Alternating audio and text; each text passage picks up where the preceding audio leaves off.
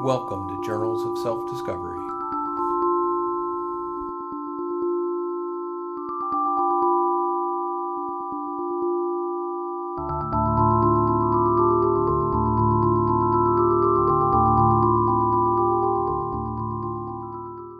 Hi, and thanks for joining me.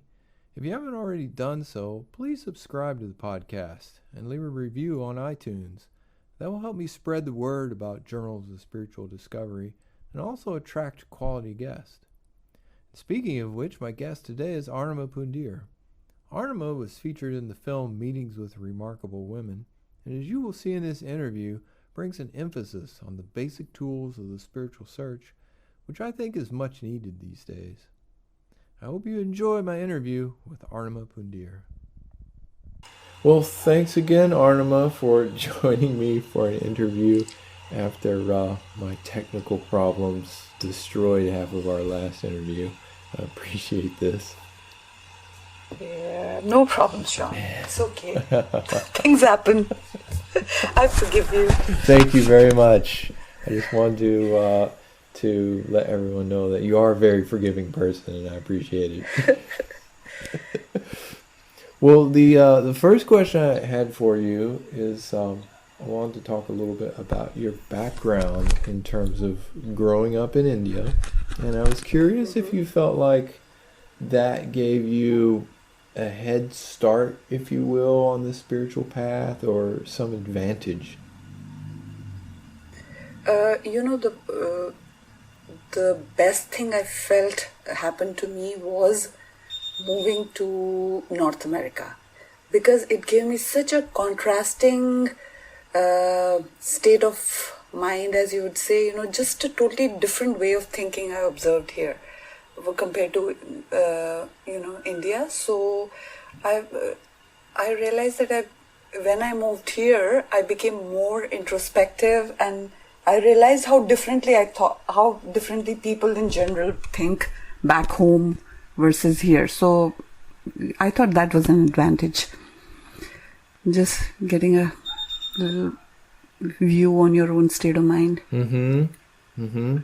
And also, I feel growing up in India, there's spirituality, philosophy all around you, religion, everywhere. So you're always it's like osmosis. So it's always there. But in North America, if you don't go to church or something like that, or if you don't pursue it actively, it's not there, religion or philosophy or spirituality, I feel. So back at home, it's part of the culture or part of your day-to-day routine. Somebody talking about Gita, quoting, or religion, or some festival or the other going on. So I think that might be an advantage or not. Yeah, I think that's the part I was curious about. Mm-hmm. I haven't been to India, mm-hmm. but I certainly have that impression that it's so imbued in the culture and such a tradition. Yeah. Just the country is seeped in spirituality, but it sounds like you're saying in a way that was so common that you didn't really think about what it meant that much. Yeah, still now when I go back home, I realize that how much religion is such a big, just rituals, religion, festivals is so much part of the culture, and yet people, you just do it on an autopilot mode.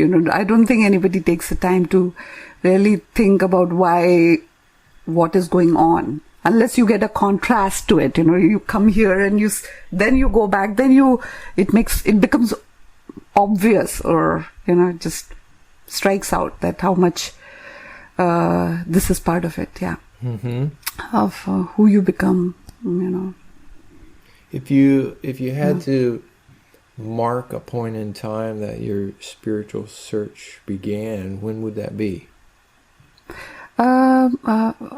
I think, when I was 17 or 18, that I would think would be the time, because that's the time when I was really, started to look at meditation, my dad used to go to Osho meditation retreats.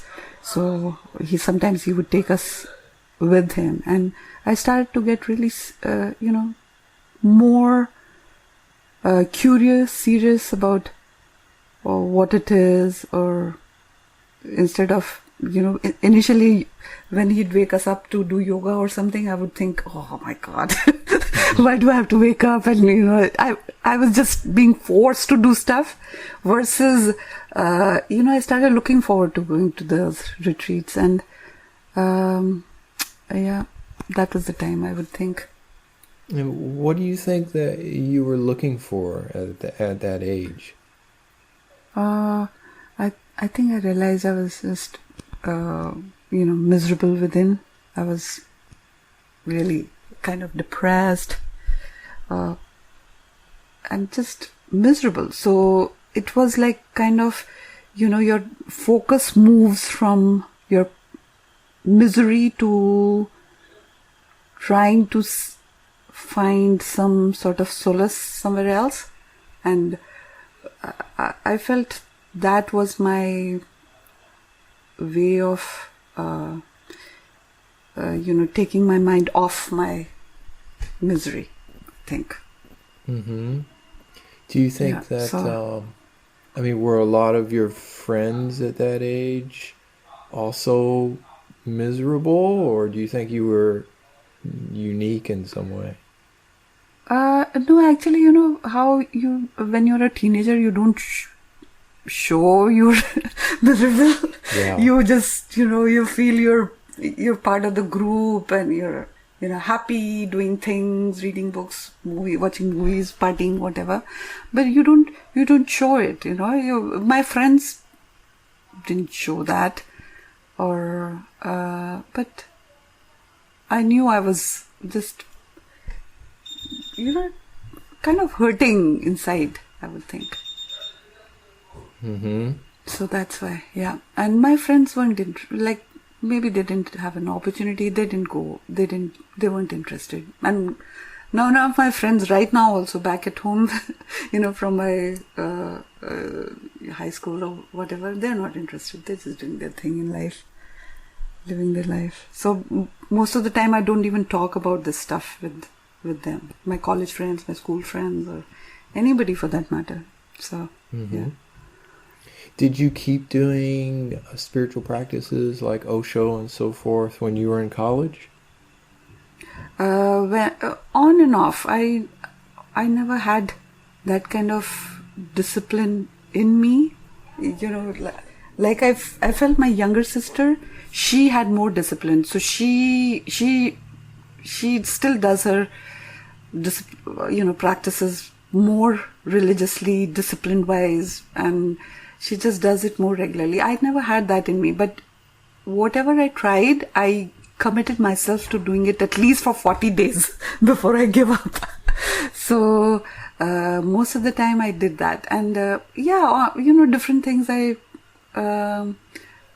kept, something or the other I was always trying, Sometimes it was Reiki, Osho meditations. Then Osho had like such a huge ways to meditate. So some of them, initially it was active, moving, dancing, running, whatever he calls the meditation. So I tried those, and then later on it became more sitting down, quiet meditations.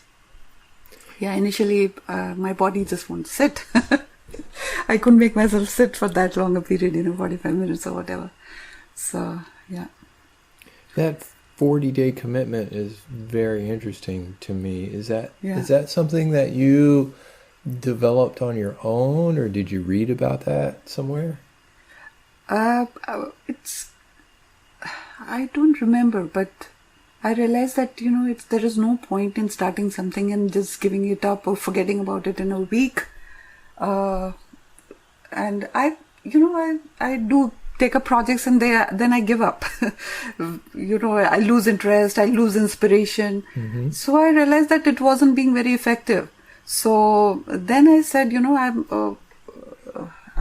I'll just do it for 40 days before I decide that I'm not going to do it. And still in between, sometimes I forgot or I didn't have time to do whatever.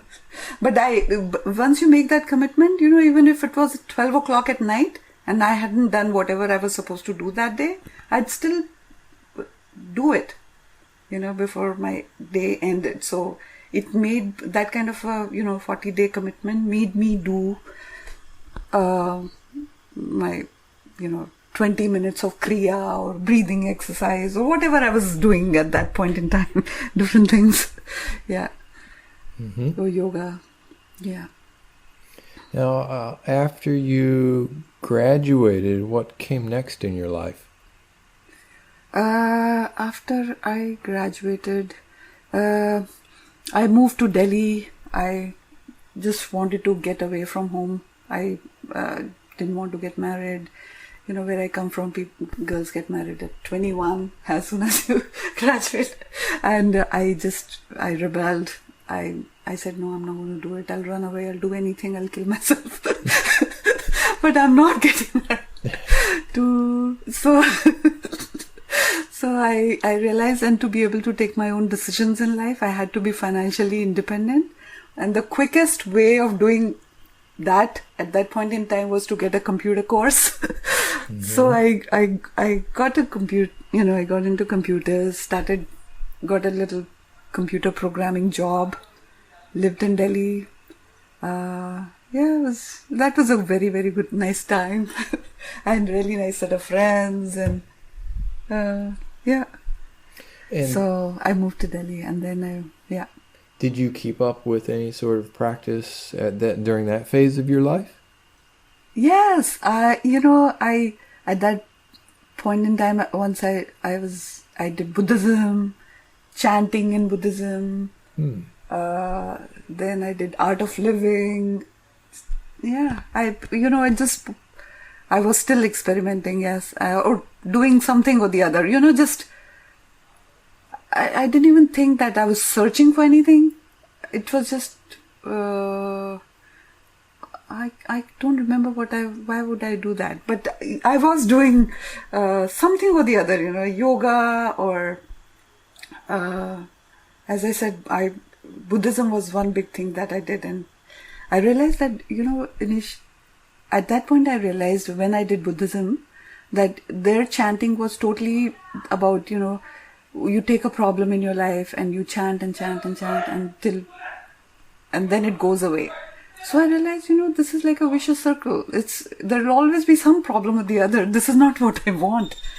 Actually, doing that practice made me realize that getting rid of my problems in life wasn't why I want something. I realized that it's something, problems will always be there, but that's not what I would want. Yeah. Wow. But it wasn't as clear. Yeah. It wasn't, your thinking becomes clearer and clearer as you grow up, I guess. But then getting out of that group was even harder because, they're group members and just they they try to talk you into it, that why you're giving up. But in my mind, I knew why I was giving up. The Buddhist group you're referring to? Yes, that Buddhist group, okay. Yes. Yeah. To some Japanese Buddhist group practice which is done in India. Yeah. And at some point after you left the Buddhist group, did you decide to get married? What was the time frame on that? No, actually, after so I was living in Delhi. I had a nice job. It paid okay. But I realized that okay, now I need to do something else. So I took up some tests. My aunt and uncle lived in Canada. I talked to them. I asked them what are my chances of getting my master's. I had a BSc in chemistry biology, so my career wasn't going much further. So I took my tests and all that. I got into MBA program in the little town in Canada where my aunt and uncle lived. and I moved with them. It was cheaper to live with them than to live on my own. So I lived with them for 2 years, did my MBA. And when I was there, my dad got really sick. And while I was there, he passed away. So that was really the lowest point of my life. That was just the lowest point of my life. And when I went back to India after my MBA, Sharad and I knew each other for a while, but like it wasn't anything serious or anything. So I found myself getting married to him. So then he had applied for a PhD program at Carnegie Mellon, and then we moved to Pittsburgh. That's when I came to US. Okay. And what was the state of your spiritual practice at that point? What were you interested in? At that point I was, I was just, I think mentally, I was almost having a breakdown, I had such a negative attitude of feelings about marriage, and then I got married, and then my dad had passed away, and then moved to Pittsburgh. I didn't have a work visa, so I couldn't work as such. Just volunteered here and there. So that was the, psychologically, I think it was the lowest point. But I think I was doing 15 minutes of meditation in the morning or in the evening was always a big, it was just always there. So, and walk. I realized when I walked, my mind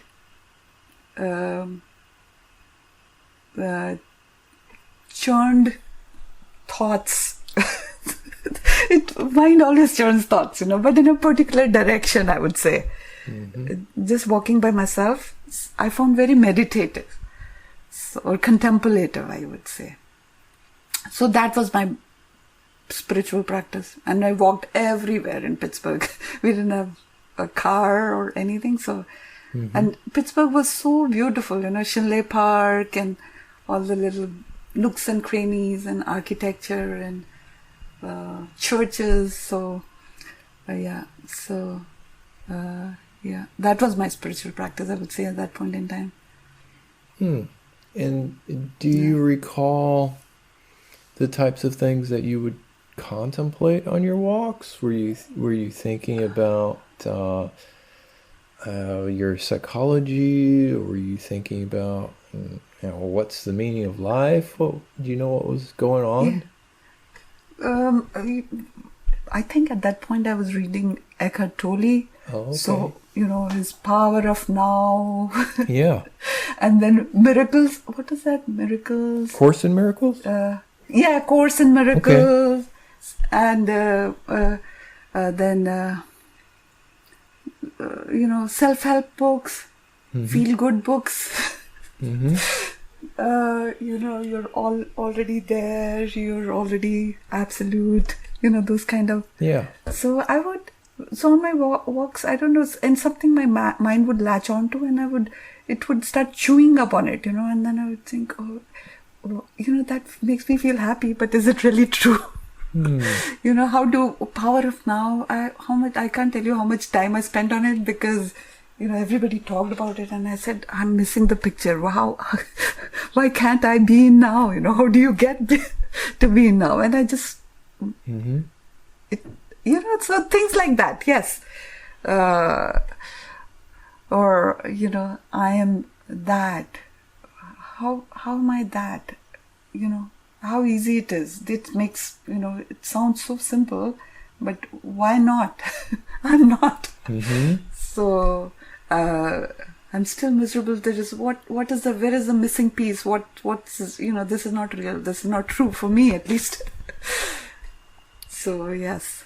Right. Those kind of thoughts, yeah. Wow, great questions. Mm-hmm. And then I started, as soon as I landed up in Pittsburgh, I saw a poster put up by Art Tickner. It said, "What are your goals in life?"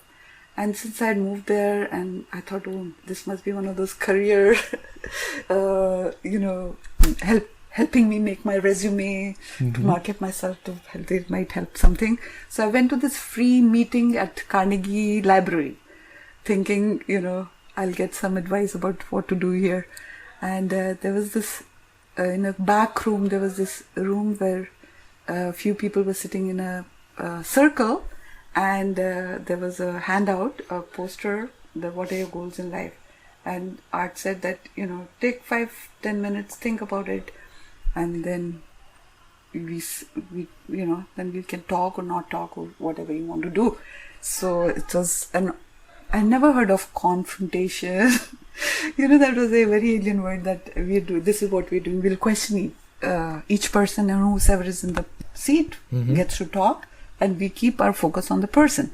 So, and when I started thinking that what really, and the feel of the poster was big picture, what are your goals in life? So I started thinking, what really is my big, purpose in life? My purpose in life is to find something permanent, so enlightenment, purpose of anybody's life, I felt, was that. And so I wrote that, I said, okay, my goal of my life is to find enlightenment. To tell you the truth, Sean, because the question was asked, that's why I said it. It's not that I had realized that was my purpose. Right. But yeah, or I had any idea about what enlightenment would entail, or what it means, or how I would go there. So so I and it just felt very within, like when I answered that, I felt happy. I felt, oh my God, yes, this is the purpose of anybody's life. This is the purpose of my life. The purpose of my becoming anima or human. Mm-hmm. In India, the thinking is that after a long, after you go through millions of life cycles, you get to be a human. And that's your chance to find enlightenment. Otherwise, you have to go through the cycle all over again. So, having that background of thoughts, so that's what I said. I said, I want, yeah. What did you get from those meetings? How were they helpful to you as compared to reading Eckhart Tolle's book? First of all, I found a group of people who were just so honest, I just loved the honesty. I think I was really attracted to, there was no pretenses, not much pretenses. I won't say there weren't any at all. So, yeah, and it was, the questions really made me stop and think. There were questions like, are you a robot? And when of course, in the meeting, I said, no, I'm not a robot. I'm human, and I have choices. I have will. I make decisions.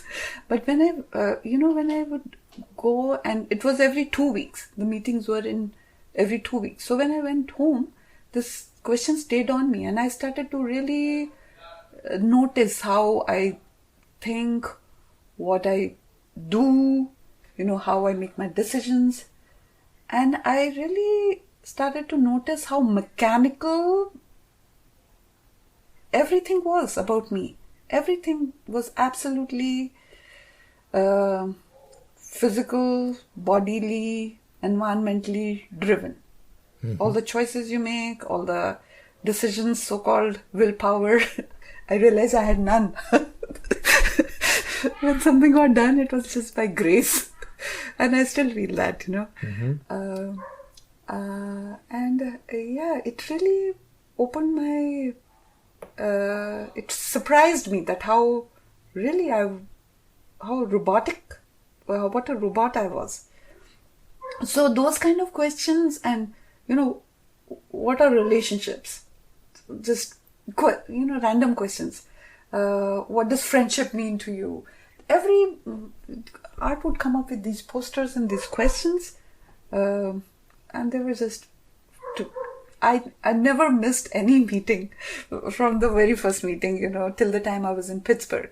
Even when I was like full-fledged pregnant, or when I was gone to India, I'd go in summer, so that was the only time when I couldn't go to the meetings or couldn't go to the retreats that art was putting up.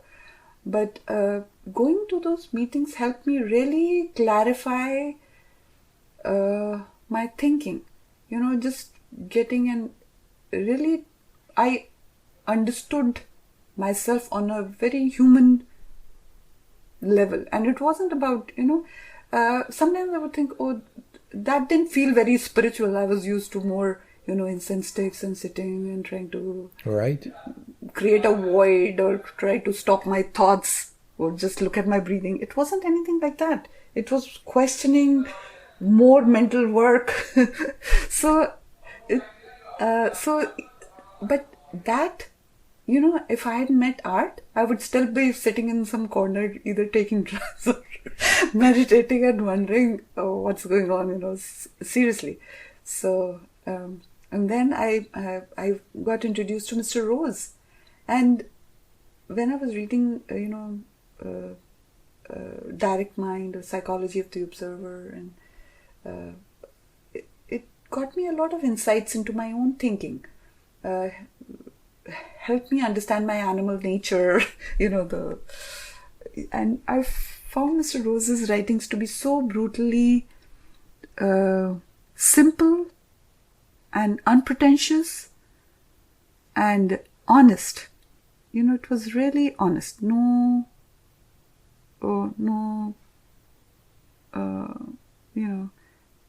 bullshit, as would say, or no pretenses, or no enhancement of somebody else, no enhancement of ego.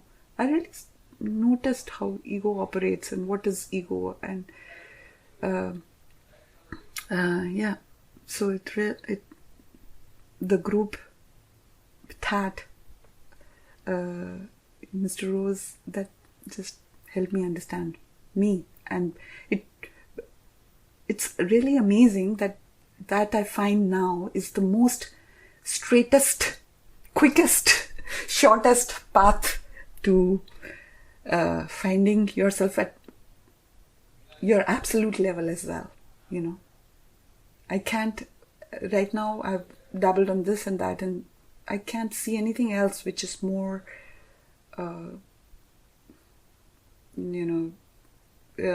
shortest, I would say. And there are, sometimes there are people or teachers who may just transmit or, awaken people, or Advaitic philosophy talks about Guru just has to, remove the ignorance. But I don't think that would have worked on me. For me to remove my ignorance, I had to work on myself. Ignorance gets removed, but it's a process. And I think self-inquiry is a process. And what Mr. Rose's system is, there is actually not a, ABCD system, but there is a system which you figure out after you just do it. And that, for me, that really worked. That worked. And I'm very, very, I think it's just by grace of God, I was meant to move to Pittsburgh and meet this group of friends. And by self-inquiry, you're referring to this process of asking questions, confrontation? See, again, John, on my own, if I sit, I can't ask myself questions. I think a woman's mind is not a very questioning mind. However, when someone else, or the question is presented in front of you, my mind latches onto it. It's like a bulldog. So, and so on my own, I couldn't have though it's self-inquiry, but I needed a teacher outside of me, a group, as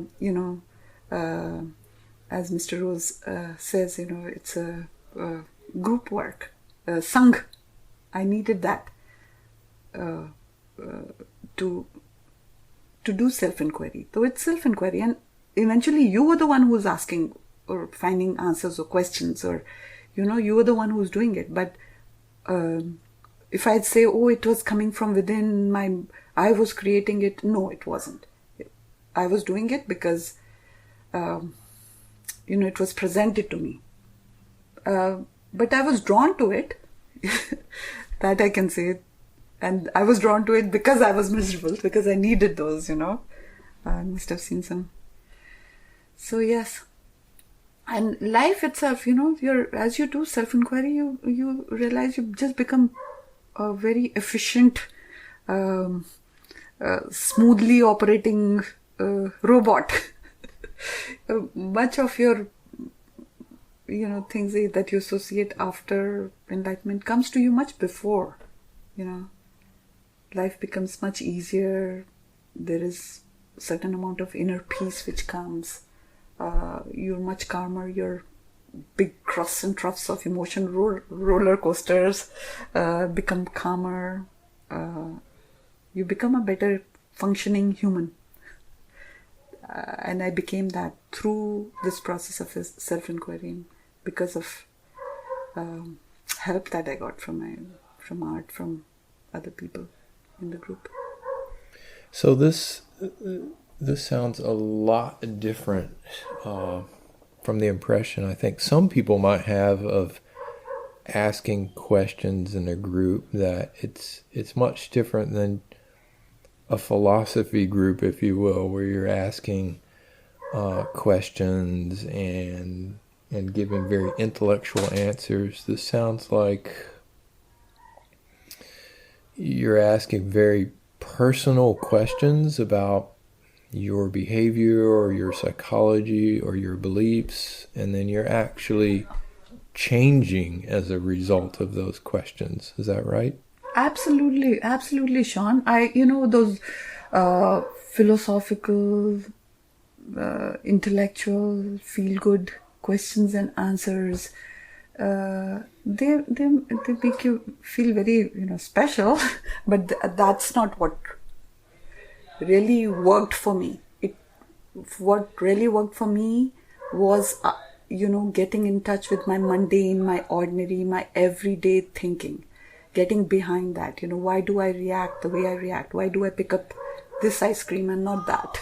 It really came down to that, my preferences, how they are getting, what are the obstacles in your life? Your, what do you, why do you prefer this over that? And that's as you ask or look at yourself, you that's how the self gets reduced. I felt that I was kind of shrinking,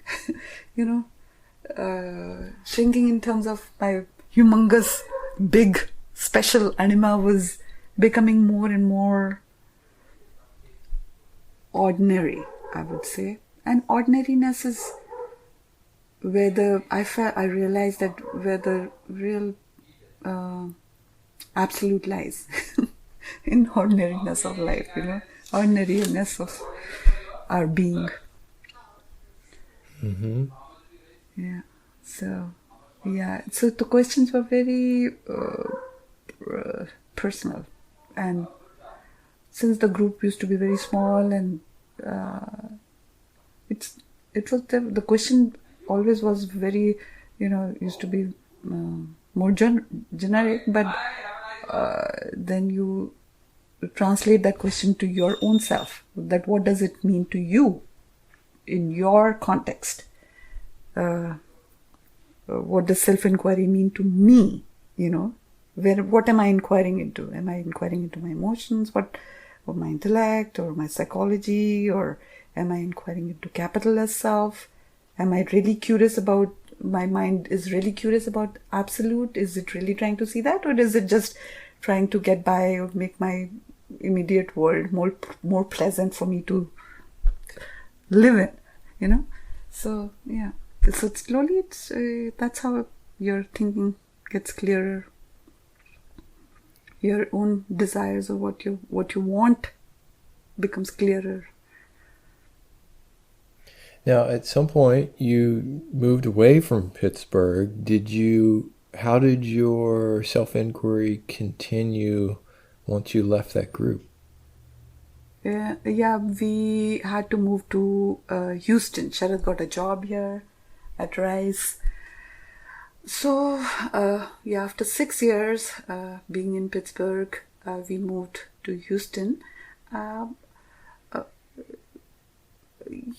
Sean, once that button in your head of self-observation and trying to get behind gets switched on, you can't switch it off, I feel.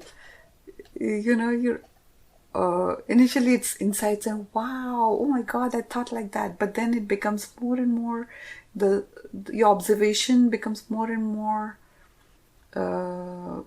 passive. In the sense, you become a passive observer. It doesn't mean that your external world becomes passive. It may become more hectic or more active. I had like one little baby, a new place to settle in. My in-laws were visiting. Sharad was here. So everything was, as busy as life can be. And I was pregnant again. And yet within I felt my mind was always inquiring. Mm-hmm. Yeah. It's like as I said, it's like a switch. And I was staying in touch with Art had come up with this brilliant idea of starting an online confrontation group. So I was part of that on and off. I was always part of it, but the group changed. The dynamics changed. Sometimes it was this, sometimes it was that. But so I was part of the online confrontation group. I was reading whatever came my way, for inspiration. Sometimes I felt, I'm not inspired enough. I'm not doing enough. I should go, I should do this. What if on my biggest fear was that, on my deathbed, I would realize that I never, I didn't try hard, I didn't try enough. And there'll be such a lost opportunity. And, maybe I was feeling that maybe I should go and see, everybody is going and seeing Douglas Harding and Bernadette Robert. But it wasn't happening for me. So, that was my little doubt at the back of my head. Now, I would think that at some point, after a number of years, that questions about your behavior or why do you like this ice cream rather than that ice cream, that those things probably became of less interest, or you know yourself pretty well, I would think, after 6 years of self-inquiry. Mm-hmm. How did this self-inquiry, the nature of it, change over time? So, it was a very specific moment in time. That one day I realized, Sean, that, all this while I've been doing self-inquiry, trying to find, my higher self. I said I was looking for enlightenment. And it struck me that never, ever my mind contemplates on God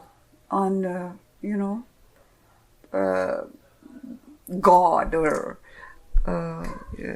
higher power. It's always looking outwards. It's always the self that gets my attention, the littlest self, the operating anima, and what's going on in her little world. Why is what happening? And you're right, the psychology, you lose interest, You say, oh my God, the same old pattern or same old habit. Get on with it, kind of. So, in that moment, it was very, eye-opening thought for me to see that the mind or me was never really doing capital S self-inquiry, where else I was thinking that this is what I want, but it never thought about it. So I think in that particular moment changed the nature of my self-inquiry. Yeah. Well, I think I'm certain that anyone listening to this is going to say, well, that's what I want to do. I want to do that capital S self-inquiry and not that small s self-inquiry. Can you talk more about what form that takes, or how that differs from small self-inquiry? I think that particular phase was a very once I realized that there is actually no path that you can walk on. It's supposed to be right here, right now. And so what is it really getting? Why am I not seeing it? If it is capital S self, and if I really, really wanted, how come it's not obvious? What else can I do? And at that point, I realized that I really can't do anything more. There would be no point in going to any other retreat or reading another book. But I still read, for inspiration and just because I couldn't help myself. But that feeling of you are on a path and you're making progress. Right. That kind of flattened out, that kind of went away. And I felt there is really nothing else I can do except for, it felt like I was in a waiting room, and just, and waiting is very hard for me. Yes. I'm not a patient person. And it just, I felt I was in a waiting room and I had nothing else I could do in terms of doing. Though I still was, physically doing things, participating and stuff, but within I felt I was at a point of just waiting. That's exactly how I felt, that I had to wait, and I didn't know for how long, how many lifetimes, or in terms of time period, what else could I do? But the importance of disciplines, reading or doing something on my part, that I could do something more, that got lost, and then I said, how do I? So just I was just in that waiting room, I would say. And that's different than giving up, right? It's not, I didn't give up. Yeah, it's not giving up. It's just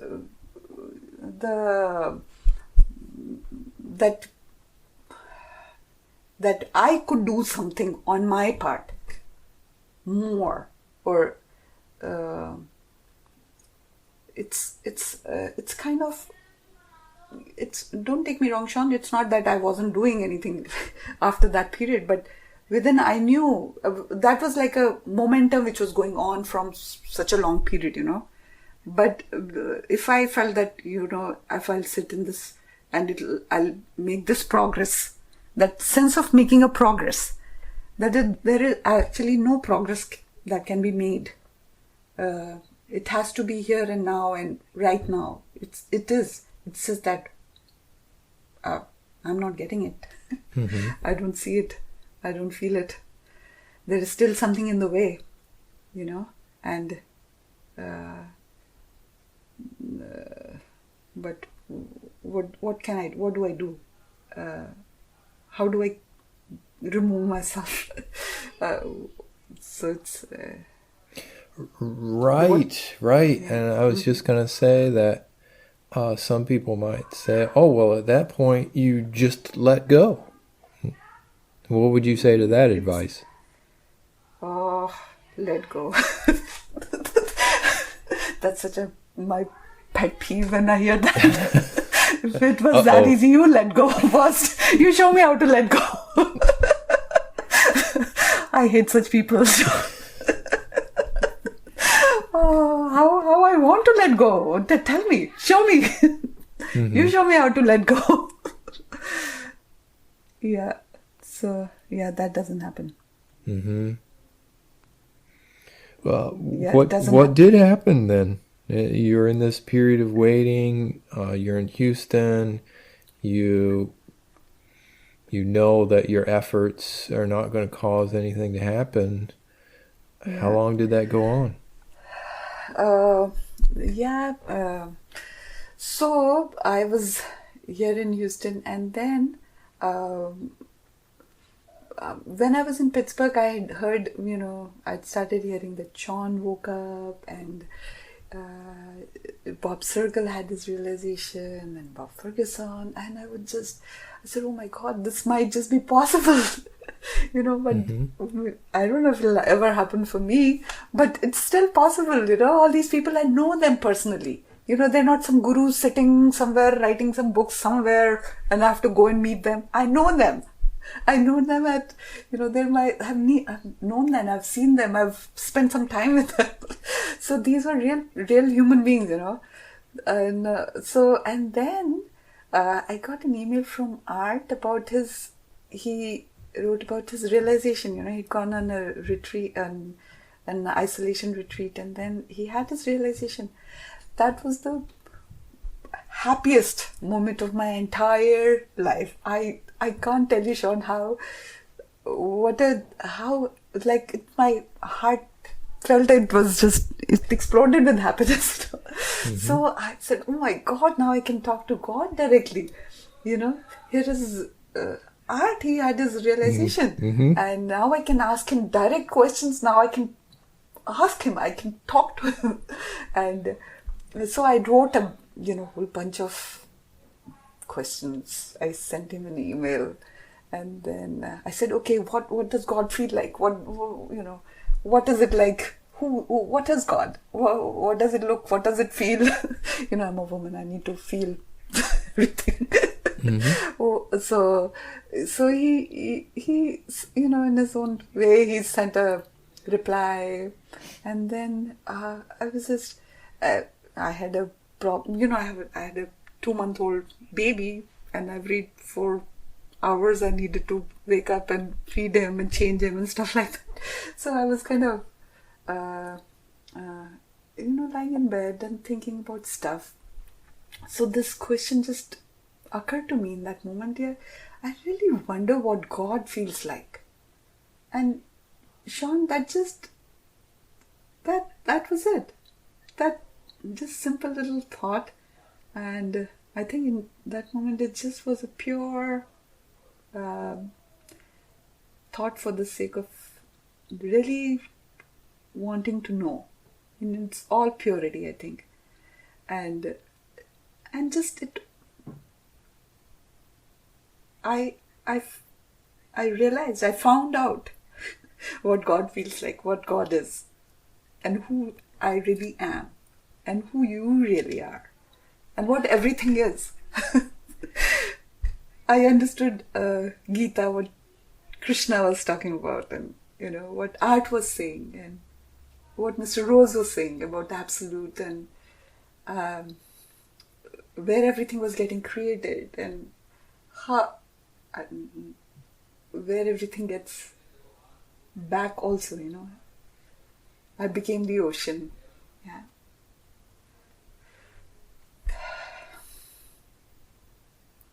So that question that you asked of what does God feel like, I get the feeling that you could have asked that question on any other day and not gotten the answer, if you will, or the knowledge or experience of what that really is. It's just something about that moment in time. Yeah, yes. I feel, the fruit in that moment had ripened probably and just fell. Yeah, and I don't think so. It could have happened in any other moment, or it could have. I don't know, but in that moment, I can only look at it from now, and I can see what that it just was that simple thought. It was as simple as that.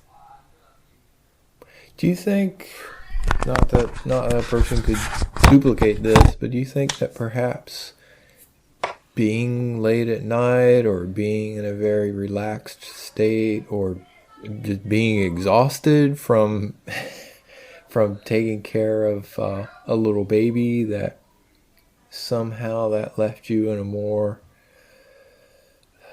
accepting state? Sean, let me admit to you, there were times at some point I invented myself a death meditation just because I read how Ramana Maharishi, was lying in the death state for a long time, and he had his enlightenment. Yeah. So I said, okay, I'm going to create death meditation for myself. Yep. And how much I tried to pretend I was dead or try to be everything that, however I could be as dead as possible. I know what you mean. That that didn't do for me. Then I said, okay, what? Maybe if I stand in cold water, not that I did it, but that thought had also occurred to me. Mm-hmm. Then in olden times, all the swamis and rishis, they go and meditate in jungles. Stand in cold water during winter, sit in a particular state for months and meditate. So I don't think so that really works. I don't know. I don't think it was exhaustion. I don't know what it was. It was just my really wanting to know what God was. Mm-hmm. Yeah, I must admit, I still, my mind will grasp at any sort of technique or practice, or as you said, if standing in cold water did it for one person, perhaps it would do it for another person. So I'm always interested in those things, even though I know from experience that that's not the way that works. And if anything, those practices are just, they're possibilities. Maybe something could happen, but there's certainly no step-by-step way. Yeah. Yeah. There is, I think now when I think about it, I feel self-inquiry is a very double-edged sword, Sean. On one hand, you look outwards, you look at yourself, the smallest self, your psychology, your reactions, your preferences, your relationships, your job, what you want, your desires. On the one hand, you're looking at that, and yet, at the same point in time, somehow you have to, if you can, you have to keep in attention the capital as self also. Ramana Maharishi gives a very beautiful analogy. He says that it's like, a mother brings her little baby to work, and while the she's doing her work, the baby is playing around, her attention still remains on the child, no matter what she's doing, So it's something, it's that self-remembrance. So self-observation and self-remembrance, it's not easy, and we all have to figure out ourselves how you can do that. I feel, if I have to recommend something to someone, this is what I would recommend. Mm-hmm. Yeah.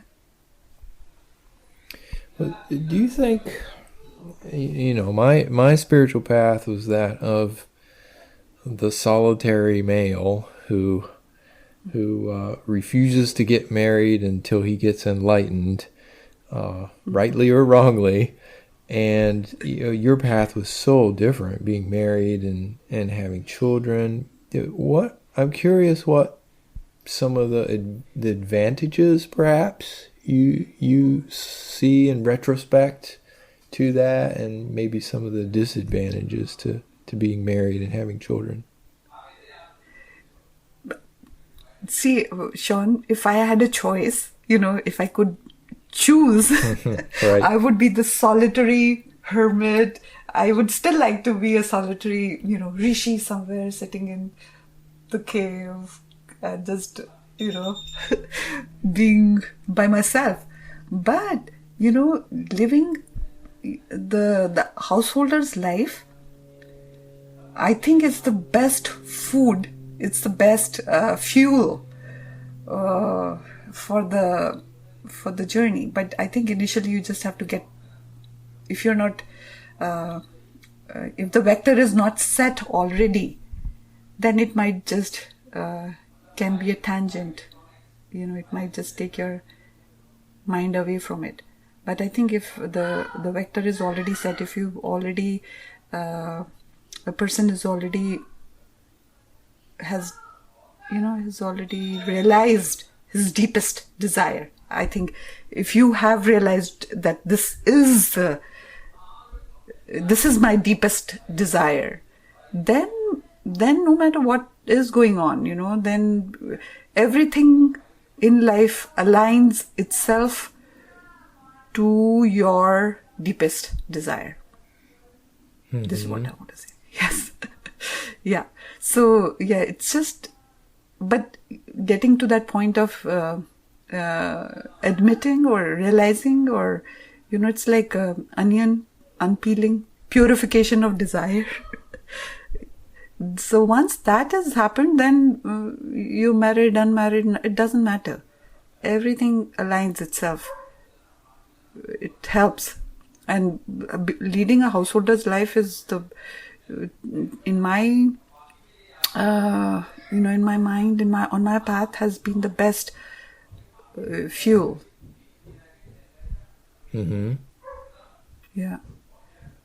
You really see your personality acting out, or the self, how it operates. Other people's self, other people are just mirrors to you, right?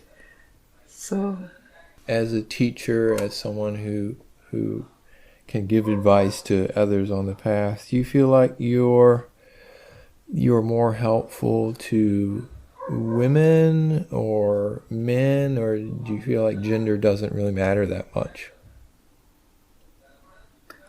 Actually, gender basically really doesn't matter that much. At the core of it, we all are same. Mm-hmm. Driven by, at all levels. But I would understand a woman's psychology, how she thinks, a little better probably than a man. Or I'd be more helpful to a woman than a man, probably. I don't know, Sean. Mm-hmm. I believe you mentioned that women are in general more intuitive than men. Do you feel like, regardless of gender, that our intuition is something that is perfected already, or can it mislead us? Sean, to tell you the truth, I never saw myself as an intuitive person, and something that I can't put my finger on, or I can't touch, feel, see, operate. I don't get it. So intuition, to me personally, I felt I didn't have any. I had more common sense. I used common sense or whatever is obvious, so whatever is the most obvious next step that I would take versus intuition. So, but when I look around, my sisters or other women, I feel they are more intuitive. And yet, nature somehow has designed a woman differently than a man. She's more grounded. I feel that's why you hear of more men, men awaken more. If you take data, I'm sure this will be true, or maybe I don't hear of women, but men have better chances of awakening than women, just because women are designed to be more grounded. They needed, I think nature wanted a woman to be more attached, identified, because the species need to go on. Mm-hmm. So, but women are, they have, just by observation, I don't know, statistically if it is true or not. I feel women are more intuitive, and from what I've observed in others, I think people have refined their intuition. They can refine it. Since your enlightenment or awakening, however you want to refer to it, I mean, how has life changed for you? I'm still the same person, John. Same old operating, doing a thing. But I think the biggest at my, my human level is that I feel I live at a level of, I live with awe now. My state of being is, everything is like, I live in a state of being in awe of things, just everything, life, kids, how things manifest themselves, Mm-hmm. So that's the thing which really got my attention. That is very, very striking difference from before and now, in this moment. I feel I live in a state of awe now. Honest. Yeah. Mm-hmm. Yeah.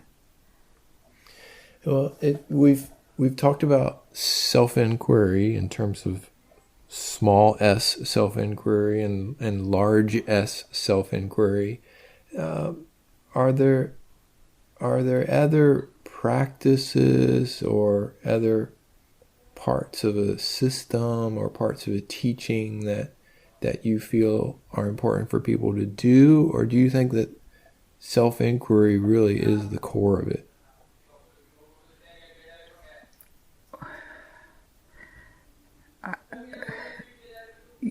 Mr. Rose talks about the contractor's law, working in a group. Mm-hmm. Buddha talked about, Sangh. So I feel that is a very, very essential part of, has been a very essential part of my journey. I've made a humongous progress because of the group work, because of a teacher I found, and I had faith and love and trust in that person, in the teacher, that I could hear him. It's so hard to hear other human being too, Sean. Not everybody can be your teacher. You know that, right? Mm-hmm. So to be able to have that kind of rapport with the other, with your teacher, that you're open to listening to what he has to say. So, and group work is most essential in, for me at least. So yeah, these are essential pieces of though it's self-inquiry, and eventually you do, you have to go within, but to go within also, it helps. Mm-hmm. Yeah. What do you... they say that... Go ahead. They say that, the answers lie within. And then there is some practice. You start chanting or, but that doesn't... there is some system that is suggested. To going within also, if you do it, self-inquiry, the group, the teacher, how the system is, if you have to sit in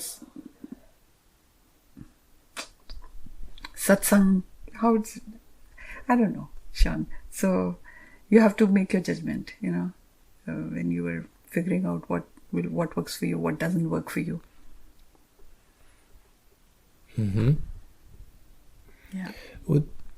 Along that line, I know I've had people say to me numerous times that they feel like they don't know what to do next, or they don't know what they need, or they don't know, what practice they should be doing. Do you think that that's a form of procrastination that people are engaging in? They're not being honest with themselves, or do sometimes you just really don't know what to do? And if you don't, well, what should you do?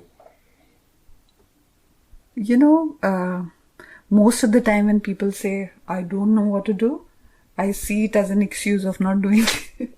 Make an effort, the least you can do is go for a walk and think about what can you do, or why you can't do, or you don't know what you don't know, Mm-hmm. So that's the least you can do it. And nobody else, it's, for me, when people say, oh, I don't know what to do, they're still looking for answer somewhere else. They want somebody else to serve it on a platter, and it doesn't happen. You have to figure it out yourself.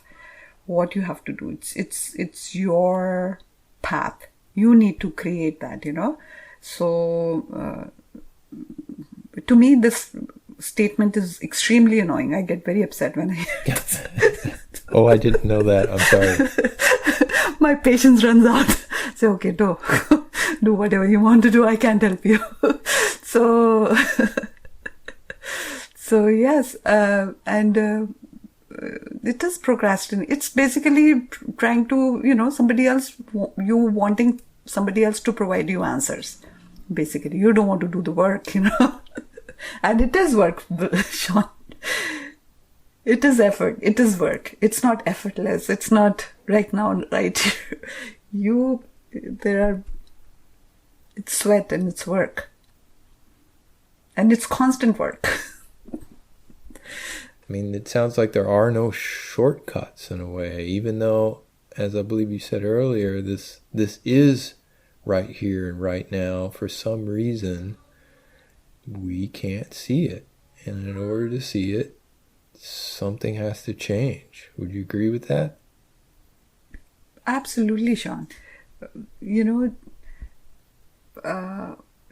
Knowledge is not a substitute for becoming.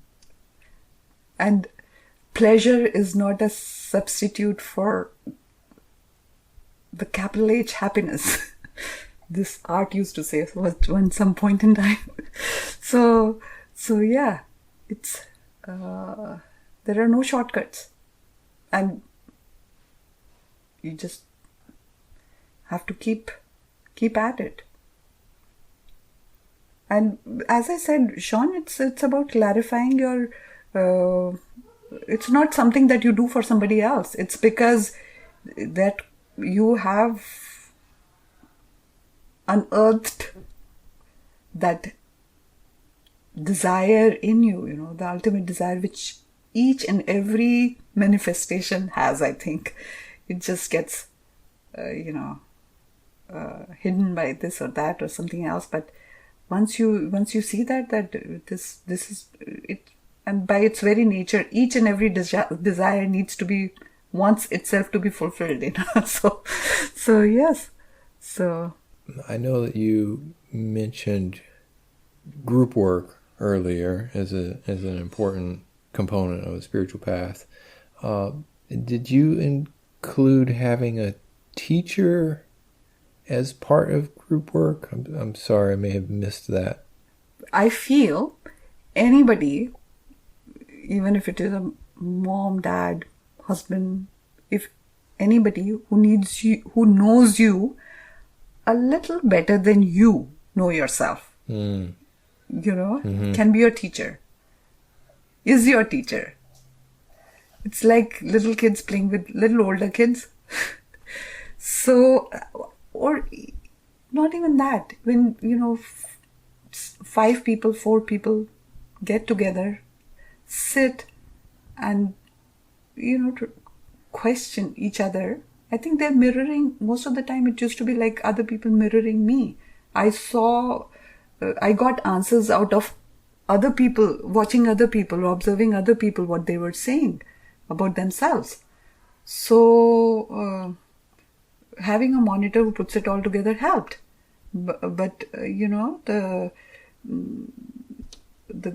a group work, it's what other people are saying is, I saw it as they were mirroring me. They were talking, I got a lot of insights into my own psychology, into my own being from others.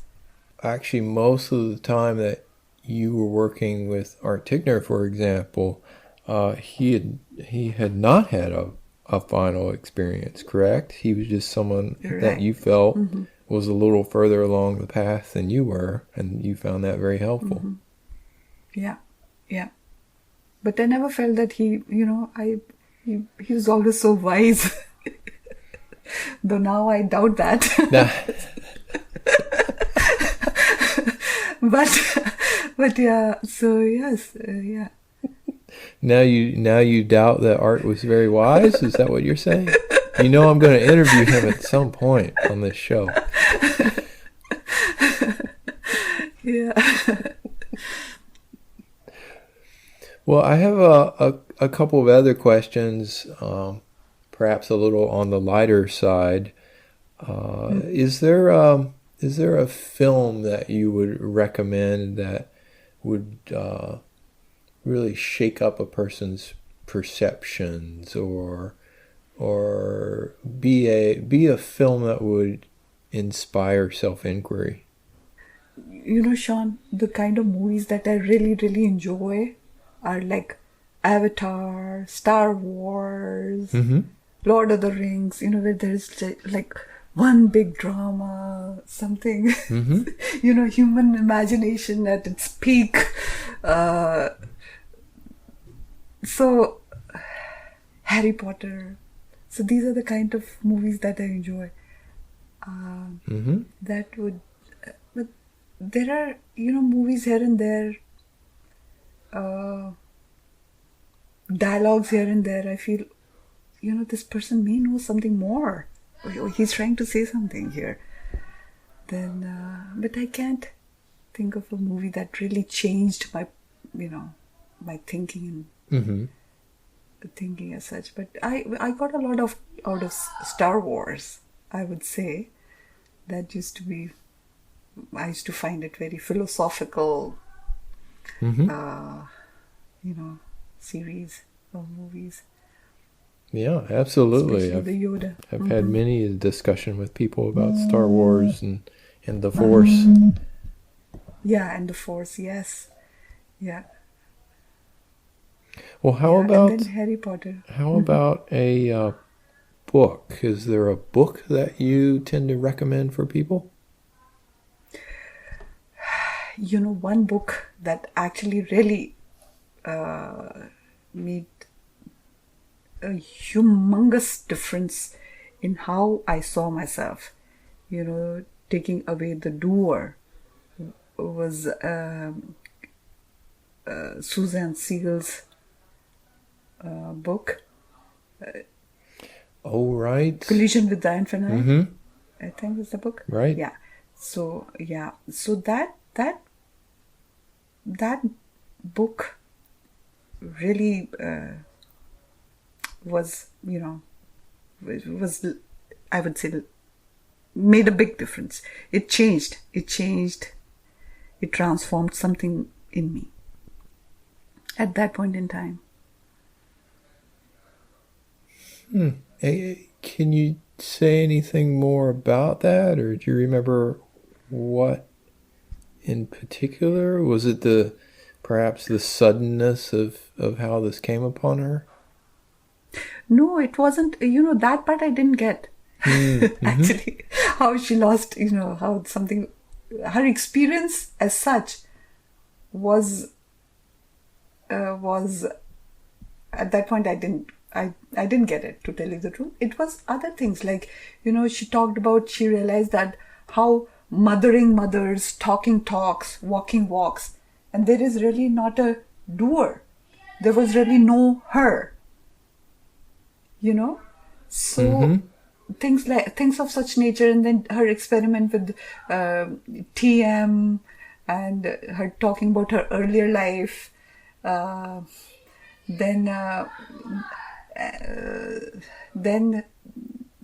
the later part too, when she says that after she was looking for answers, she didn't know what was going on, there was no her. And then later on she says the spring comes back. Mm-hmm. So but after reading that book, Sean, there was actually for a week or so, I felt I was in a different state altogether. Yeah.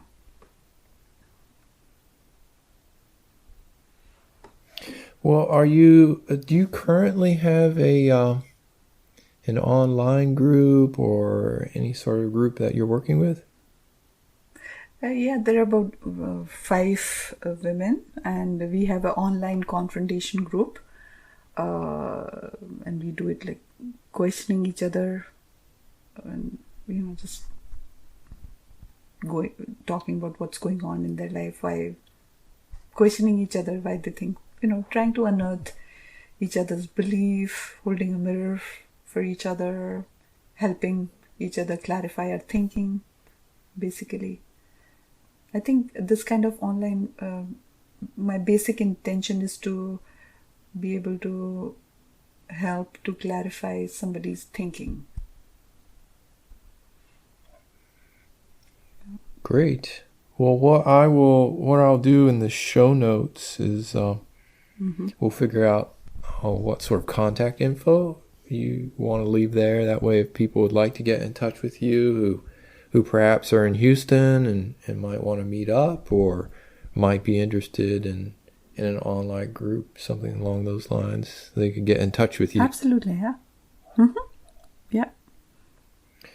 Great. Well, Anima, I don't have any more questions. I really appreciate your time with this. You're welcome, Sean. It was wonderful talking to you. It's nice to talk to you as well.